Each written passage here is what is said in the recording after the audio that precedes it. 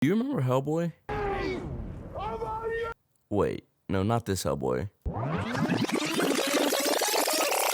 How big can it be? Yeah, that's much better. In 2004, Ron Perlman would take the role as Hellboy and very quickly become one of my favorite superheroes ever. I grew up watching the movies, and although I've never read the comics, I was a pretty big fan of him from that alone.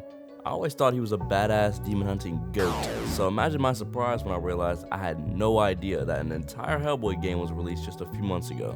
I was pretty shocked since Hellboy is relatively popular, and after researching for all of 2 seconds I realized something. This game dropped 2 days before Spider-Man 2. A superhero game chose to drop 2 days before one of the most anticipated superhero games in 2023. So at this point, it was pretty clear to me why the game hadn't gotten much attention. So I only had one more question. Is the game actually good? HellBoy Web of Wyrd isn't the first Hellboy game. It's far from it actually. Hellboy games date back all the way to the PS2 with Dogs of the Night. From there, I'd get a game on the Xbox 360 and the PS3, and then finally Web of Wyrd for modern consoles. I've never played these games, but looking back on it, it doesn't look like I missed much. Women. I hate them. Web of Wyrd was published by Good Shepherd Entertainment and developed by Upstream Arcade. Upstream had worked on West of the Dead, which is another heavily stylized cel-shaded game before this, so I think they were a great choice for bringing the Hellboy comics to life. I'm a super big fan of comic book graphics and just any animated comic book style, so I was pretty interested for that alone. But then I realized that Lance Reddick was voicing Hellboy, and this was one of his last voice acting jobs before he sadly passed away. I'll admit Lance Reddick was probably not my first choice for a Hellboy voice actor, but I'm probably being biased since the 2004 Ron Perlman was just goated. But I think Lance Reddick ended up doing a pretty good job actually, so I have no complaints really with that. Eventually, after looking into the game a little bit more, I ultimately decided to buy it and give it a shot. And what an experience that was. Upstream Studio worked very closely with Mike Mignola in creating this game, and I'm glad they did since it feels like a faithful adaptation of the series. With the choppy movement and stylish explosions and punches, the game, visually speaking, does a lot to make you feel like you're straight up in a comic book, and it definitely is a much needed break from a lot of games now that focus so heavily on creating good graphics that they completely lose style. Unfortunately, however, most of my fun from this game just kinda came from how it looked and not much else. The game is essentially designed to be a roguelike, but it does so very loosely.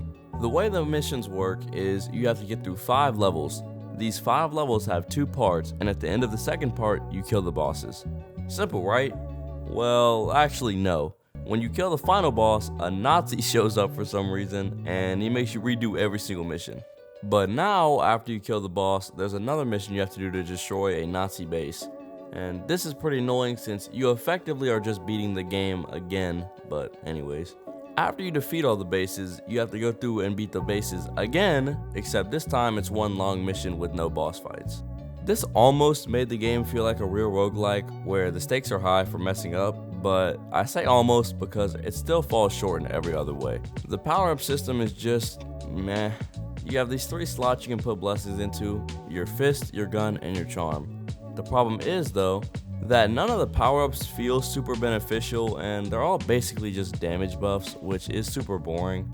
Take something like Hades for example, where you could find blessings and they could be buffs or they could change how you play the game completely. The only real perk you can unlock in Hellboy that isn't just a damage or health buff is one where hitting an enemy keeps them in place. And this is a genuinely good perk and it's fun to use, but there just aren't really any other ones that do something this useful. There's one that I thought was useful since it said enemies took environmental damage, so I thought they caught on fire or something, but when I looked closer, it actually just meant they took more environmental damage, which means stuff like throwing debris and hitting them into walls. And the debris throwing mechanic is pretty awful. It's super janky and slow, and it's really awkward and messes up the pace of combat because it stops your camera. But anyways, the camera in this game is also just overall kind of uncomfortable to use. It feels really slow and heavy, and after about an hour and a half I got used to it with the lock-in mechanic, but still, if you're not locked in, it feels slow. But once you're locked in and fighting, it's okay. And speaking of, the fighting is also just okay. Hellboy feels super slow and clunky as well, which is annoying at first, but it kinda grew on me. In a weird way, the slower controls made me feel like I was playing as this brute going toe to toe with giant monsters, so that was cool. And the combat itself is super simple, but I think it works. There is no ultra kill level of weapon and attack combinations, but the loop of throwing enemies into walls, shooting them, and punching them into hell was super satisfying. My biggest issue with the system is there's a huge lack of enemy variety to use these mechanics on, and every enemy more or less functions the exact same. They all have one or two attacks that hit in a certain direction, so you just duck or dodge forward or backwards, and the animations for this are almost always the same for every enemy too, so if you fought one enemy, you've almost fought them all. On top of this, there are smaller enemies that fight with the big ones, but they don't really do anything the entire fight, and if they do, they're usually only one punch away from dying. Something that I do like and think is unique, however, is the payback system. The more Hellboy takes damage, the higher this meter gets, and when it's full, you can do massive damage with it. And it looks sick as fuck, and it's always satisfying to do. Unfortunately, however, I didn't use it a whole lot because the game is honestly fairly easy.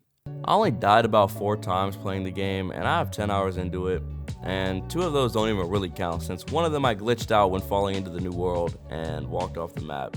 And the other one was when I first started playing and hadn't yet used that laggy ass camera. I didn't encounter many glitches in my playthrough, but the 2 I did were literally game breaking, and that annoyed me.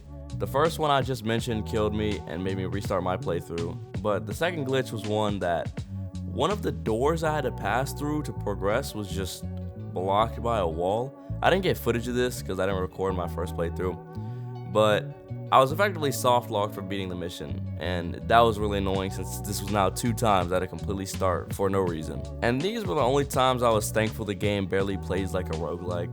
See, in most roguelikes you have to beat the entire game in one run, and if you die you're set back to the beginning, but with new knowledge of how the game works and new abilities to use for your second playthrough. Hellboy kind of plays like that, but it has checkpoints which almost defeats the entire purpose, and at that point you might as well have just made a mission-based game. After you clear a level, instead of continuing in the story, you'll just be put back at the hub, where you just go do the next level. Eventually, the game kind of feels like a roguelike with the final mission being long as hell, but since it's the exact same as the second part of the game, and they just made it one long mission instead, and after that you get to finally fight the final boss, it feels pretty underwhelming when you do fight him, since the final boss is just a reskin of an enemy you've already fought in before. And I know what you're probably thinking at this point, the story has to be good, right? And well, no, not really. In defense of the game, I haven't read any of the comics, so if any of the game characters are from the comics, I didn't really have a connection to them. But at the same time, the story just kind of feels like a tool so you can play the game, if that makes sense. Like, there's not really a whole lot going on, but every time it pops up, it just completely ruins my day and tells me to fuck off and beat the game a 3rd time for whatever the plot convenient reason is. Basically, this dimension is causing things to mess up in the real world, and it's sucking people into it. Kind of like the backrooms actually, so Hellboy's sent down there to fix it. You find out that it's acting up because a Nazi is being silly in there, and yeah, I mean, that's kind of it. Other stuff happens obviously with like NPCs, but I just couldn't really get into the story despite the amazing voice acting for most of the characters. I just didn't really feel any kind of attachment to the characters. I know it might sound like I was hating on this game, but I'd still say I had my fun with it. My biggest problems come from how repetitive it feels and how little the upgrade system matters, but I think both of those are just problems with how long the game is. I beat it in 10 hours and it still managed to make me feel like it overstayed its welcome. And honestly, the game didn't have any reason to make me beat it 3 times. I really did want to like this game and I wanted it to be better than it was, so I think that's kind of why I criticized it so heavily. I don't normally make videos, I guess you could say, hating on games. I only really like making videos I like because I just don't think hating on games is fun. But I think it's pretty important if you're thinking about buying this game, or I don't know, I just kind of wanted to share my opinions on the game since I felt so mixed about it, and I felt like it really could have been way better. Overall, I'd probably recommend it if it were on sale, but full price is kind of stretching it. And yeah, that's all for Hellboy. I was just kind of upset with the game, but I hope you still liked the video. Thank you guys for the support on the Children of the Sun video. You absolutely killed it, and if you saw my post about the pop filter, I have received an update about it, and they're sending me a new one, so it should be out by my next video, and you should probably notice it start popping like it does normally. But yeah, It's crazy, man. The other video popped off so much, the fucking developer of the game actually commented on it, so that was crazy. That was absolutely insane to see.